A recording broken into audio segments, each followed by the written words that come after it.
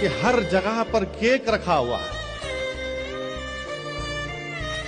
میں پریشان. پچھلے سال یہ کیفیت نہیں تھی کیک کھانے کی.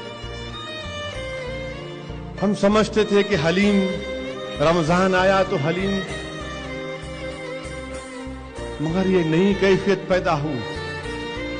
کیک کھا رہے آپ لوگ، اتنا مزے کا دکھ رہا کیک، اور وہ بھی 31 دسمبر کو ہی کیک.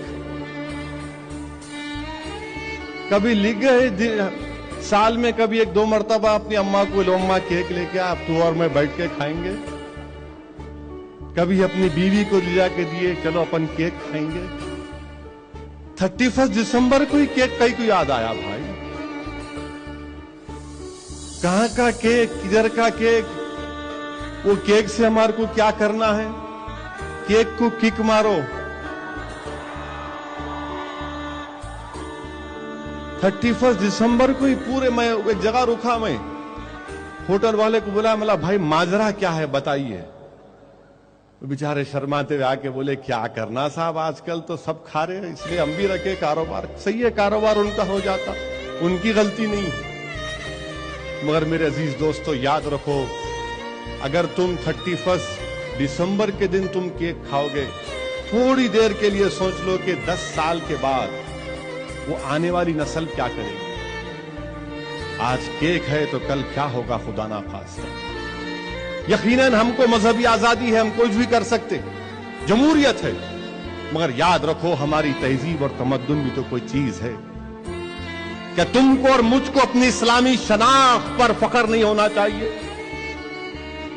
کہ ہم کو فخر ہونا نہیں چاہیے کہ میں مسلمان ہوں اور یہ میری تہذیب ہے، یہ میرے تمدن کا حصہ.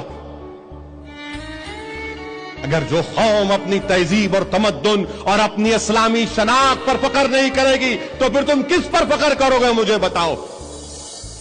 فخر کرو اپنی اسلامی شناخت پر، اپنے مذہبی شناخت پر، اپنی اسلامک آئیڈینٹی پر فخر کرو. اس کا ہرگز یہ مطلب نہیں ہے کہ ہم کسی اور مذہب کے خلاف ہیں، ہرگز نہیں ہے. مگر ہم کو اس بات کی اجازت ہے جمہوریت میں کہ ہم اپنی شناخت کو برقرار رکھیں، اپنی تہذیب اور تمدن کو بچا کے رکھیں. اب تو کیک بھی کھا رہے، اب تو صبح صبح موزنجے مارکیٹ کے پاس غپا غپ اڈلی بھی کھا رہے. گھر میں کھاؤ میرے بھائی، گھر میں کھاؤ، گھر کے کھانے میں برکت ہوتی. کئی بزرگوں سے، کئی ولی اللہ کے پیروں کے پاس بیٹھ کے میں نے سنا کہ گھر کے کھانے میں بہت برکت ہوتی. ایک انڈا ہوتا ہے گھر کا، اس میں برکت ہوتی. اپنا پیسہ گھر میں استعمال کرو، کیوں ادھر ادھر دیتے. تو انشاءاللہ تعالی امید کرتا ہوں کہ آئندہ سال ایٹ لیسٹ 30% تو کیک کم ہوگا نا.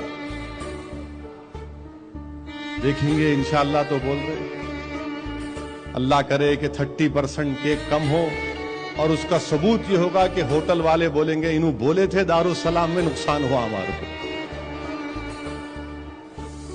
نقصان نہیں کرنا ہے، مگر اپنا نقصان مت کرو کسی کا فائدہ کرنے کے لیے.